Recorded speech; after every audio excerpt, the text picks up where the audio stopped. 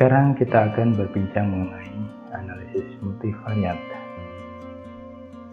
Analisis multivariat adalah suatu teknik atau merujuk kepada setiap teknik statistik yang menganalisis secara simultan beberapa pengukuran data sekaligus yang bersumber pada suatu individu atau objek yang diteliti.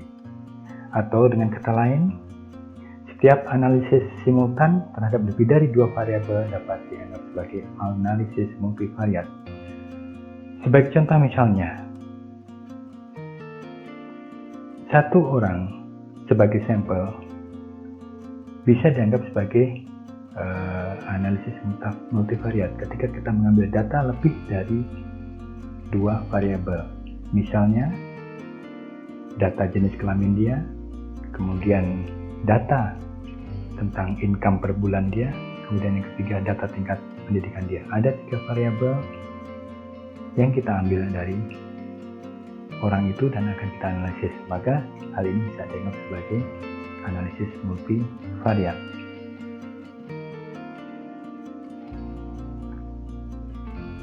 Ada beberapa jenis analisis dalam statistik bergantung kepada jumlah variabel yang disertakan. Untuk menganalisis hanya satu variabel, kita lakukan univariate analysis. Jadi misalnya seperti contoh, di dalam satu populasi kita ingin tahu siapakah yang dia kehendaki untuk menjadi presiden. Hanya satu variabel, yaitu memilih si A, si B, atau si C. Kemudian dari satu variabel itu akan kita analisis dengan menggunakan teknik univariate analysis. Atau katakanlah di dalam suatu produk produksi dari suatu industri manufaktur, di situ akan kita lihat cacat atau tidak. Itu saja yang akan kita analisis, berarti kita akan menggunakan univariate analysis. Apabila kita melibatkan dua variabel di dalam analisis kita, maka di situ akan kita lakukan bivariate analysis, di mana dua variabel itu kita tentukan pola hubungan antara keduanya. Katakanlah seperti misalnya pengaruh suhu dengan uniformitas campuran atau dengan kecepatan reaksi. Ada dua variabel di sini, suhu dan kecepatan reaksi. Nah, ini kalau kita analisis, maka yang kita lakukan adalah bivariate analysis. Nah, kalau variabel itu lebih dari 3 buah, maksudnya lebih dari 2 buah atau 3 buah atau lebih variabel, maka disitulah kita akan menggunakan multivariate analysis, di mana variabel yang diambil untuk suatu populasi atau suatu sampel itu lebih dari 2. Misalnya suhu, kemudian konsentrasi larutan terhadap kecepatan reaksi. Ada suhu, ada konsentrasi, ada kecepatan reaksi. Jadi ada 3 variabel di sini. Thus kita akan menggunakan multivariate analysis.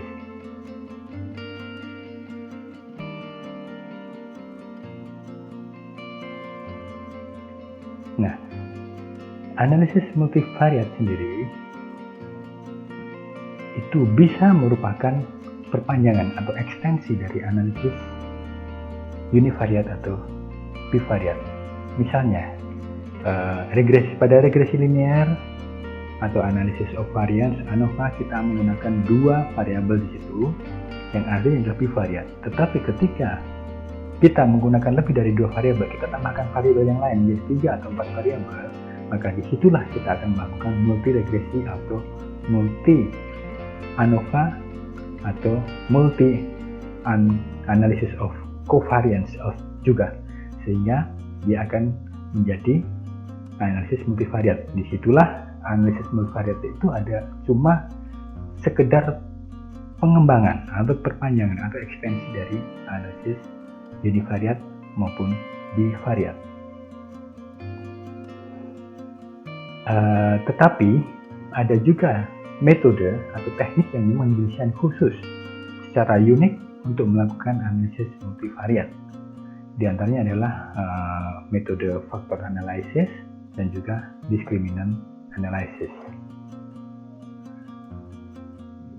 Dengan banyaknya metode atau teknik analisis ini, kita harus juga memperhitungkan beberapa hal yang berkaitan dengan hasil yang akan kita dapatkan nantinya. Yang pertama adalah tentang pengukuran kita. Error di dalam pengukuran atau kesalahan pengukuran. Kesalahan pengukuran ini terjadi karena kesalahan metode atau kesalahan alat atau ketidakakuratan alat kita dalam melakukan pengukuran atau pengambilan data. Ada dua isu di dalam kesalahan pengukuran ini, yaitu yang pertama adalah validitas, kemudian isu yang kedua adalah reliabilitas. Validitas ini berkaitan dengan akurasi metode pengukuran. Misalnya, untuk pengukuran suhu. Dalam suatu reaktor, penempatan titik sensor suhu itu sendiri akan berpengaruh terhadap akurasi pengukuran. Jika Anda meletakkan sensor suhu itu bukan pada hotspot area pada reaktor itu, maka yang diperoleh adalah bukan suhu sebenarnya di dalam reaktor itu. Itu berkaitan dengan validitas. Atau misalnya Anda melakukan survei, akurasi metode pengambilan jawaban survei dan sebagainya. Tentunya akan berbeda akurasi Anda antara melakukan interview langsung, interview by phone, atau sekedar memberikan kuesioner. Nah, kemudian reliabilitas ini berkaitan dengan kesamaan hasil yang didapat pada beberapa kali pengukuran. Maka ini terutama di dalam experimental method, di dalam satu research, itu biasanya kita akan melakukan suatu pengambilan data itu at least 3 kali atau triplicate. Kenapa? Kita ingin tahu tentang reliabilitas kita melakukan eksperimen tersebut. Katakanlah misalnya dalam kita mengukur pH dengan metode yang sama, dengan situasi yang sama, kalau kita memiliki reliabilitas, maka 3 kali mengambil pH hasilnya sama. Katakanlah sama-sama 8,2. Kalaupun ada selisih itu masih bisa ditolerir. Selisih itulah error itu tadi. 8,1, 8,2, 8,15. Tetapi kalau metode kita itu tidak reliable, bisa jadi pada pengukuran pertama 8, pengukuran kedua 8,5, pengukuran 3 7. Nah, ini yang nanti perlu juga kita tentukan atau kita beri batasan tentang error. Measurement error itu berapa sebenarnya yang boleh kita tolerir. Nah, selain kesalahan pengukuran, ada juga kesalahan statistik atau statistical error. Ini terutama kita lakukan untuk research di bidang-bidang humaniora atau non-science atau non-engineering. Nah, di dalam research ini, di dalam statistik ini, sebelum kita melakukan analisis, biasanya kita sudah menyusun suatu hipotesis. Ada null hipotesis dan ada alternate hipotesis. Nah, error yang muncul di sini ada dua macam tipe. Tipe yang pertama atau yang biasa disebut sebagai alpha, ini adalah ketika realitasnya itu data kita mendukung null hipotesis, tapi ada sekian persen atau sekian porsi dari data kita itu yang ternyata dia menyangkal null hipotesis itu. Nah, itu yang disebut sebagai alpha atau tipe 1 error. Alpha ini pun berkaitan juga dengan margin of error dari yang sering disebut sebagai margin of error dari data kita, atau juga sering disebut sebagai significant level dari kita punya data. Nah, ada satu lagi tipe error yang kedua yang dimutasikan dengan beta. Nah, ini adalah kebalikan atau komplementer dari tipe error yang pertama. Di tipe error yang kedua itu, bahwa hasil kita, secara keseluruhan itu adalah menolak adanya null hypothesis.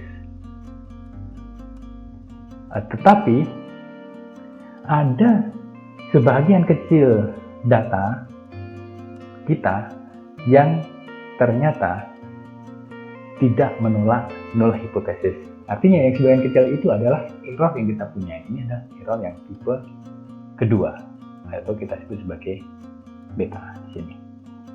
Nah, berapa besarnya error yang boleh ditolerir? Ada beberapa hal yang perlu kita perhatikan.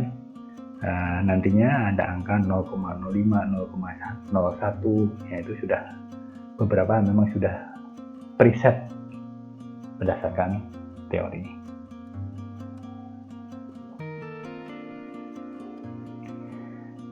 Ada banyak teknik analisis multivariat, dan dalam kita melakukan analisis kita harus memilih teknik yang paling sesuai dengan kebutuhan kita.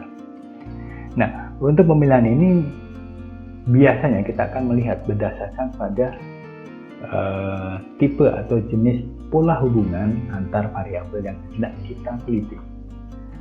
Kita bisa membagi dalam dua golongan besar, yaitu dependence dan interdependence.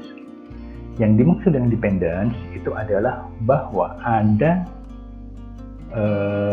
satu variabel yang dia bertindak sebagai independence variable, dan ada variabel yang lain yang dia bertindak sebagai independent variable. Jadi yang satu sebagai independent, yang lain sebagai dependence, di mana variabel yang lain itu dia akan bergantung kepada variabel yang independent. Nah, pada tipe pola hubungan yang kedua adalah tipe interdependence. Di dalam tipe ini kita tidak bisa atau sukar untuk menggolongkan apakah variabel ini berupa dependent variable atau independent variable. Jadi mereka bercampur, tidak bisa kita nyatakan bahwa variabel ini adalah bergantung pada variabel A, variabel C bergantung pada variabel B. Jadi kalau tidak ada pola keterhubungan seperti itu, pola ketergantungan itu, maka kita sebut itu sebagai interdependence teknik. Nah, setelah kita menentukan pola hubungan ini, kita coba akan melihat analisis yang termasuk di dalam dependent teknik. Nah, sekarang yang kita lihat adalah jumlah variabel yang kita punya. Berapa variabel yang akan kita prediksikan dengan menggunakan analisis kita. Nah, tipe yang pertama, pola yang pertama adalah ada banyak pola hubungan atau ada banyak relasi antara dependent dan independent variable. Nah, kemudian pola yang kedua adalah ada banyak dependent variable di dalam satu relasi, di dalam relasi tunggal. Kemudian yang ketiga, ada satu dependent variable di dalam satu relasi tunggal. Jadi kita lihat dependent variable dulu. Kalau yang pertama tadi itu relasinya lebih dari satu, otomatis dependent variable-nya itu juga lebih dari satu. Kemudian untuk yang kedua dan ketiga itu hanya ada satu relasi, tetapi yang satunya itu memiliki dependent variable atau variabel yang tidak diprediksikan itu lebih dari satu, yang satunya hanya satu. Maka akan kita pilihkan teknik yang sesuai. Untuk yang tipe yang pertama, di mana ada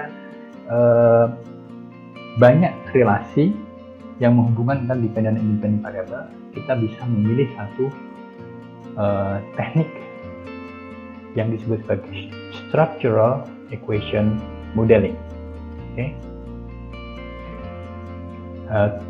Kemudian kalau kita lihat kembali kepada pola yang kedua, di mana ada banyak dependent variable tetapi hanya satu relasi. Maka di sini akan kita lihat lagi situasinya, yaitu mengenai apakah skala pengukuran dari dependent variable itu atau jenis data. Jenis datanya apa? Jenis data itu bisa metrik, bisa juga non-metrik. Metrik adalah jenis data yang bersifat kuantitatif atau numerik, kemudian non-metrik adalah jenis data yang bersifat kualitatif atau kategoris. Nah, kalau kita punya dependent variable metrik, maka untuk selanjutnya akan kita lihat lagi apakah skala pengukuran yang dipakai untuk independent variable atau predictor variabelnya. Ini juga bisa dibagi dua, apakah metrik atau non-metrik. Nah, kalau independent variable itu adalah berupa skala metrik, maka bisa kita pakai canonical correlation analysis. Akan tetapi, jika independent variable yang kita pakai adalah non-metrik atau kategoris, maka yang akan kita pakai adalah multivariate analysis of variance atau multi-ANOVA. Nah, kembali kepada dependent variable kita yang kita punya. Dependent variable yang non-metrik atau kategoris, maka akan kita pilih teknik yang sesuai adalah canonical correlation analysis with dummy variable.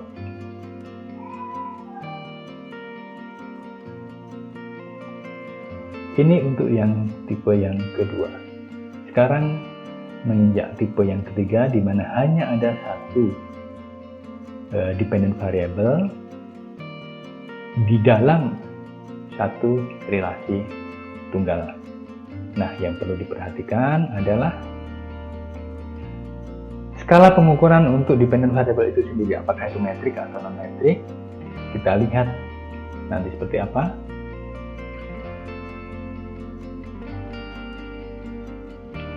Untuk metrik, kita bisa menggunakan multiple regression. Sementara itu yang lainnya juga bisa kita gunakan conjoint analysis. Kemudian apabila dependent variable kita adalah non-metrik, maka kita akan menggunakan multiple discriminant analysis dan juga linear probability model. Nah, itu untuk yang dependence teknik. Nah, sekarang untuk interdependence teknik atau situasi di mana variabel kita tidak bisa kita tentukan mana dependence, mana independence variable.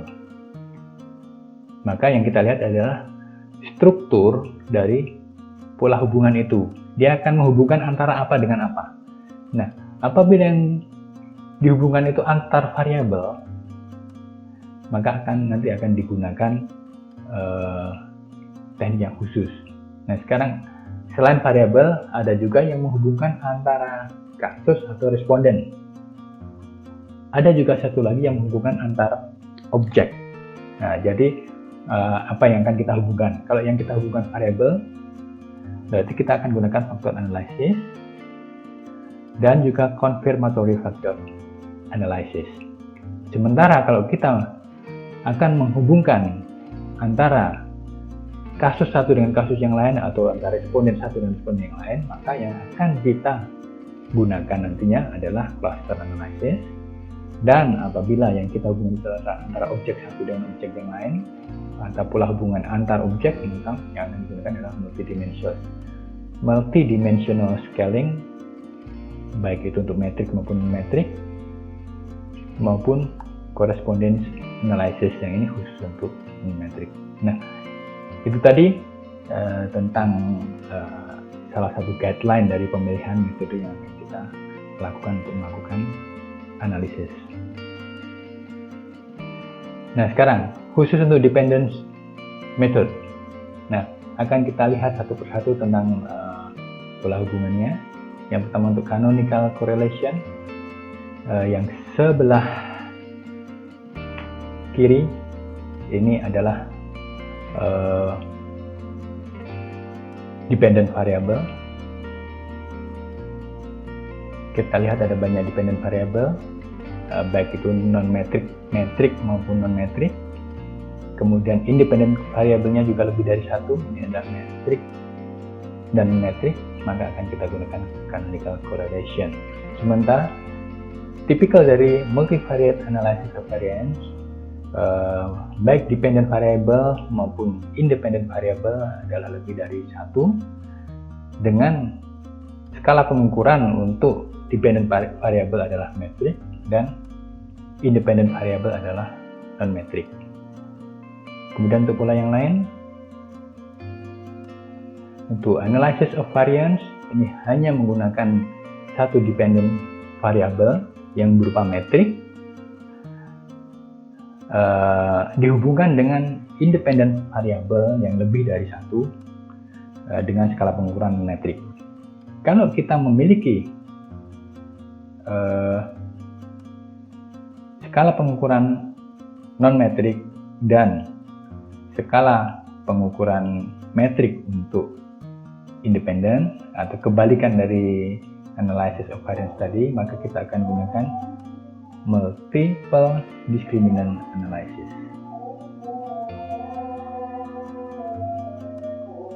Kemudian untuk selanjutnya masih dengan satu variabel,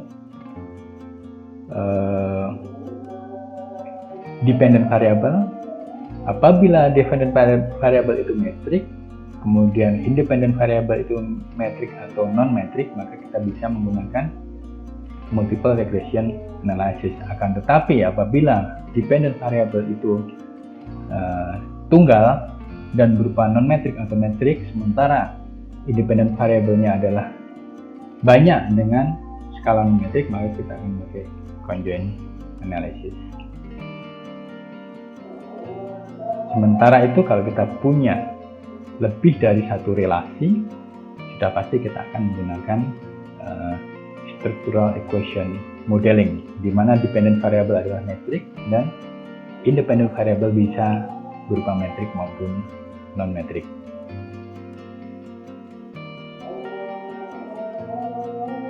Nah, dari situ kita akan bisa mendapatkan 10 tipe dari teknik-teknik multivariate analysis.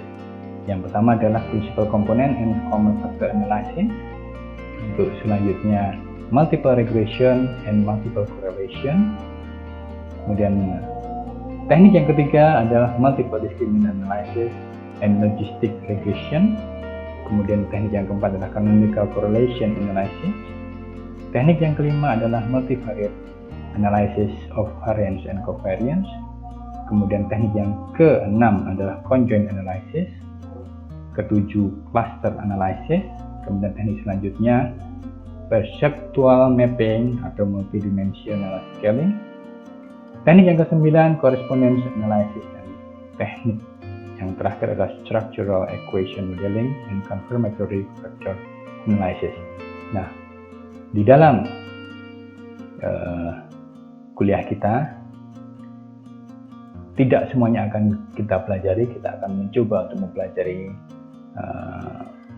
teknik-teknik yang memang lazim atau sering dipergunakan terutama di dalam bidang teknik dan sains. Untuk bacaan selanjutnya atau secara lebih detail untuk mempelajari masing-masing teknik itu Anda bisa dapatkan di buku ini. Baik, terima kasih. Kita akan jumpa di seri yang berikutnya.